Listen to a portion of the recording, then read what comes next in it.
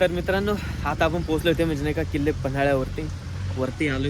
इथं वरपर्यंत नाही का गाड्या वगैरे येतात. समोरच दिसते आपल्याला वीर शिवा काशीद ना, त्यांचा वाला मस्त भव्य असा पुतळा. आता आपण नाही का गाईड हायर केले, तर ते येत आहे रेनकोट वगैरे घालून. मग आपण नाही का गाईडच्या माध्यमातून नाही का संपूर्ण किल्ल्यावरती जेव्हा आपण एंट्री करतो ना, आल्याच आहे ना आपल्याला शिवरत्न म्हणजेच शिवा काशीद यांचीवाले नाही का भव्य असं स्मारक बघायला मिळतं. बघा तुम्ही.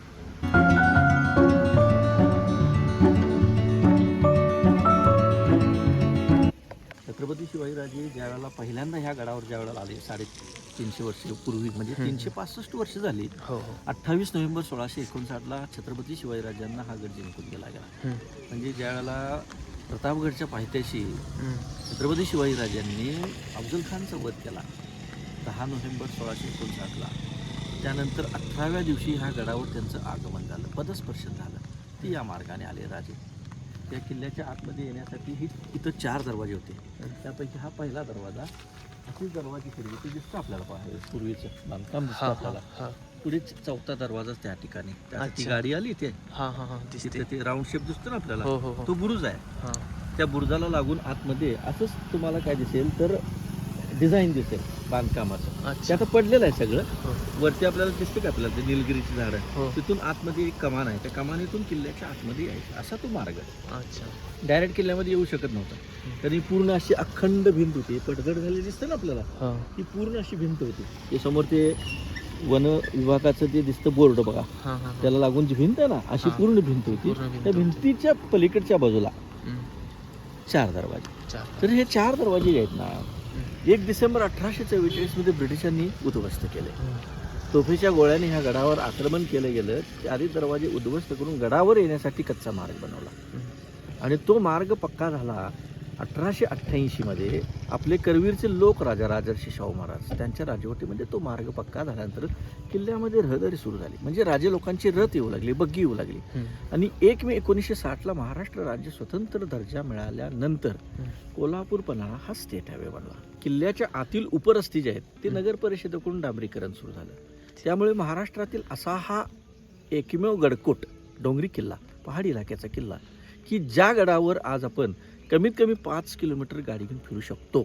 अशा ह्या गडावर आपण आलात, आपलं पहिल्यांदा मनपूर्वक स्वागत आहे. छत्रपतींचं ह्या गडकोटावर जे पदस्पर्शन झालं आपल्याला सांगितलं 365 वर्षापूर्वी, ह्या गडावर त्यांचं ज्यावेळेला आगमन झालं त्यावेळेला संपूर्ण किल्ल्याची पाहणी रात्रीच्या अंधारामध्ये केली गेली. मशाली लावून हट्टासापोटी मावळ्यांच्या हा गड पाहायला गेला राजांनी. हा गडाचं परीक्षण करत असताना सकाळ उजाडली गेली. पूर्ण रात्रभर हा गड पाहायला गेला. त्यावेळी त्या महान राजाच्या मुखातून ते उद्गार निघालं होतं, गड असावा तर असा असावा. इतक्या मोठ्या परिसराचा डोंगरी किल्ला पाहता क्षणी या गडावरून आपलं शासन असावं, म्हणजे प्रशासन असावं, या दृष्टिकोनातून छत्रपती शिवाजीराजांचं पन्हाळगडावर वास्तव्य. पण त्या राजांच्या थांबण्यालाच 4 बाजूनी किल्ल्याला घेराव घातला सिद्धेश्वरचा.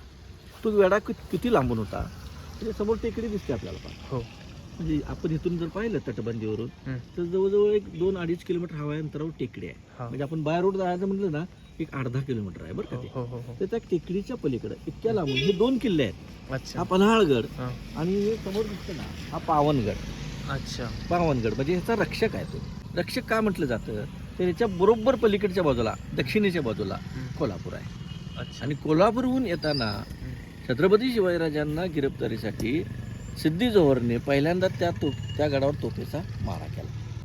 तिथून प्रतिहल्ला झाला नाही. राजे सुखरूप होते पन्हाळगडावर. म्हणून ह्या दोन्ही किल्ल्यांची पाहणी याच्या बरोबर पलीकडच्या बाजूला ज्योतिबाचा डोंगर आहे.